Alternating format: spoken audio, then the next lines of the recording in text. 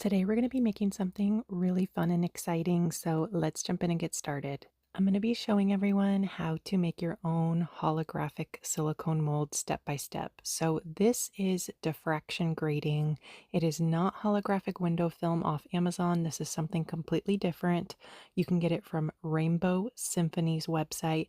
They have different patterns available, but this one is my favorite because to make molds, this one I feel has the best holographic look on your finished resin pieces. So this is a 12 by 18 sheet. You can buy different sizes. 12 by 18 is the smallest size, and I think it's around $20, so it's not cheap. And we're going to be using, these are just resin coasters I had made that I didn't like. We're going to be using these to make our holographic acrylic blanks basically, but it's not an acrylic blank, it is a resin blank. You could use acrylic if you have a piece of square acrylic or a piece of round acrylic, or you can use an old resin coaster like I'm doing here. So what I'm doing is I'm just placing this on the diffraction grating, and I'm trying to see what section of the sheet I want to use for my mold. So I decided on this bottom corner piece, and I am making it larger than my coaster, and I'll explain that here in a minute. This round one, I decided I wanted the spiral shape in the center, so we're going to use this piece here and just cut out around where you want to use the diffraction grating. And I did sand these resin coasters by hand with some sandpaper. Always wear a mask when you're sanding, and then I cleaned off the surface with some 91% isopropyl alcohol. So the diffraction grating has a backing. So you're going to peel off the backing, and it is sticky. It has an adhesive on it already.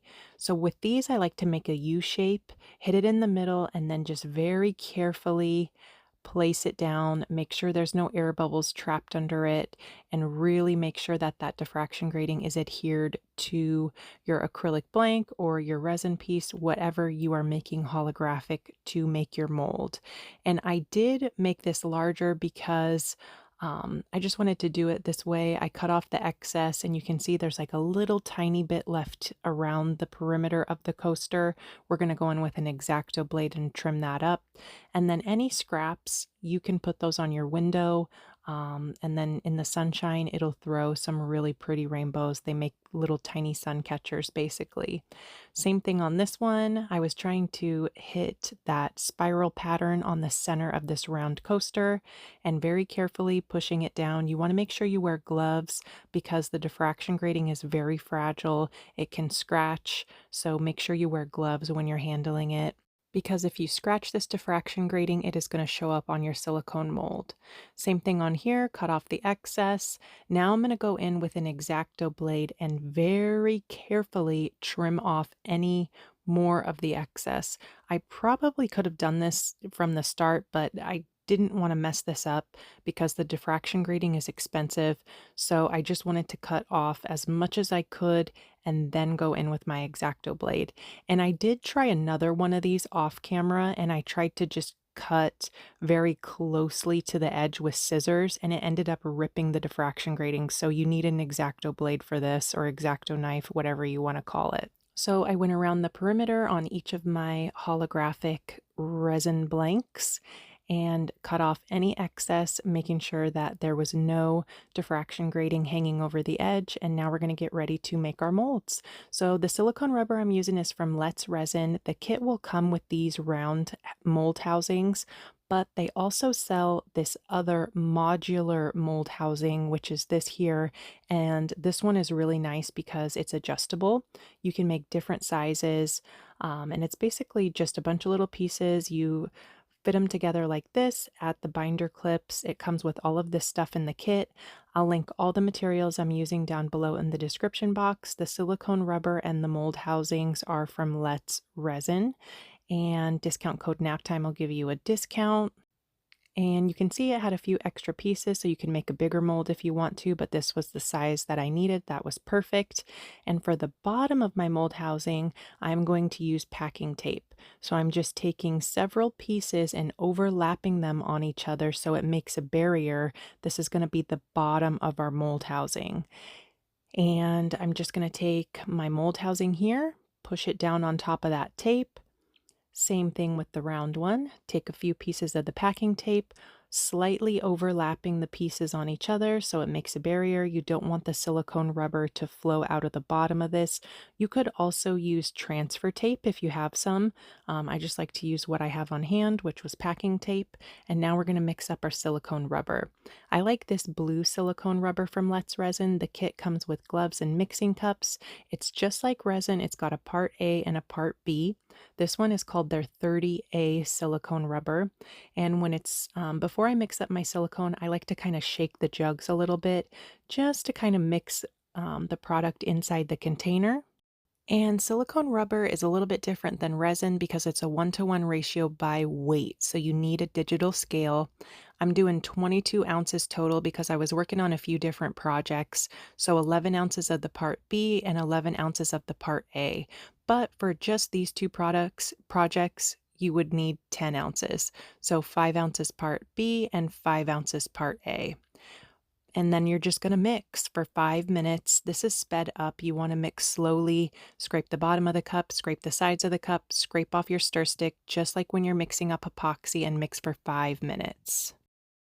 And then after I mixed it up, I poured 5 ounces into each of these cups, and I'm running it through my bubble remover from Let's Resin as well. It works great to get out bubbles from your silicone rubber and your resin. And I just ran the machine for 5 minutes. I'm going to take some hot glue and go around the perimeter of each of my mold housings here.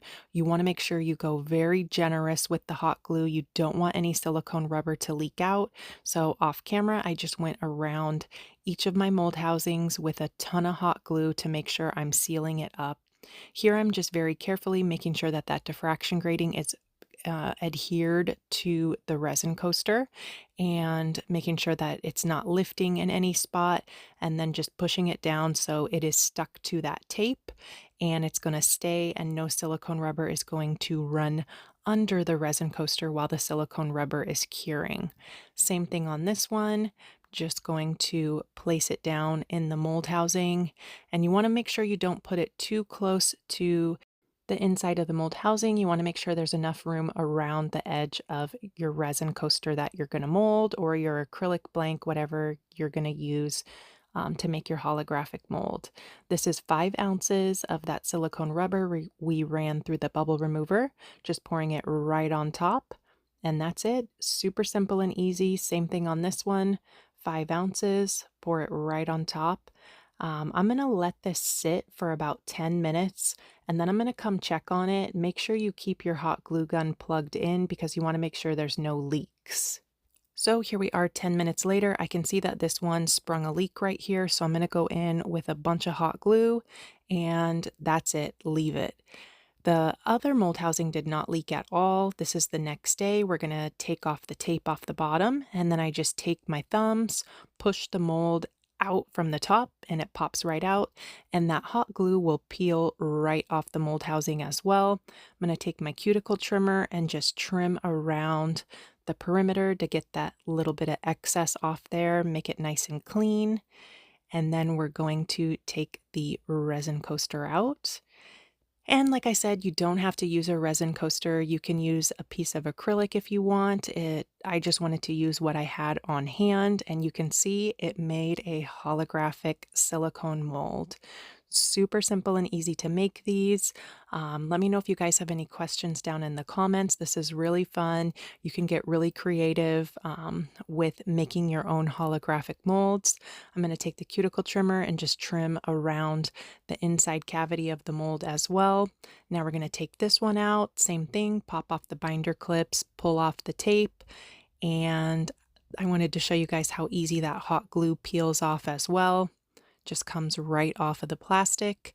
Take off the mold housing, and you're good to go.